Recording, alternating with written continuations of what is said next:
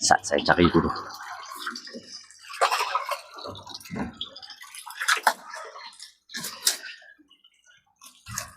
Kalau orang tanya saya, saiz apa yang paling sedap sekali nak makan ikan tilapia ni? Okey, saiz yang paling sedap sekali ya, saya boleh recommend saiz yang macam ni.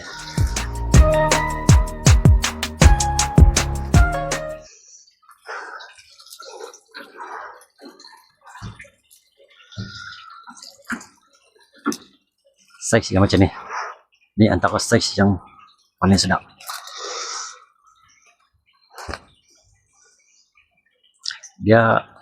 Dia lebih kurang 400 gram ke atas lah. 400 gram ke atas hingga ke 600 gram. Okey, saiz yang macam ni. Besar kan? Besar juga saiz yang macam ni. Okey, saiz yang macam ni masakan apa yang sesuai. Tapi kalau kata tanya saya ni memang saya buat goreng lah. Saya akan goreng, makan dengan nasi panas sampai belacan sikit. Memang sedap. Ni saiz yang macam ni. Kalau tengok dalam video-video saya yang lalu tu, yang lepas tu, saya lebih banyak kongsi ikan yang besar-besar yang macam saya tunjuk sebelah ni.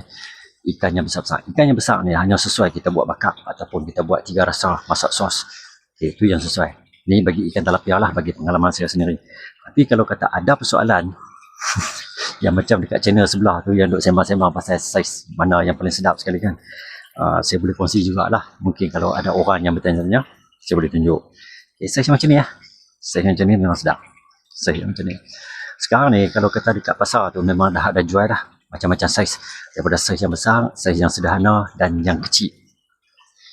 Saiz yang macam ni memang sedap. Kalau nak buat nasi bekal pergi tempat kerja, buat nasi, goreng sekok, letak atas nasi, tuang sos, memang sedap.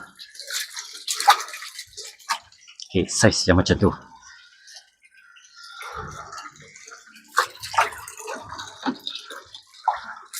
Buat saiz yang macam ni, fresh.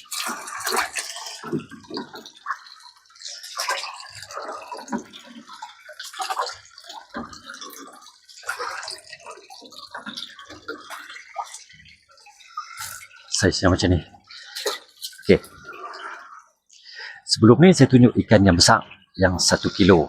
Kalau kata dalam ternakan saya ni, saiz yang macam ni akan ditransfer ke kolam induk untuk dibuat pembesaran lagi.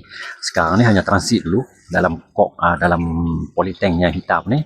Sebenarnya yang ni pun boleh dibuat pemakanan juga. Jadi macam biasalah, macam saya selalu cakap tu.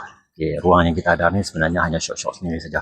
Okay, semoga kita jumpa lagi di lain masa, di lain video. Assalamualaikum, salam sejahtera.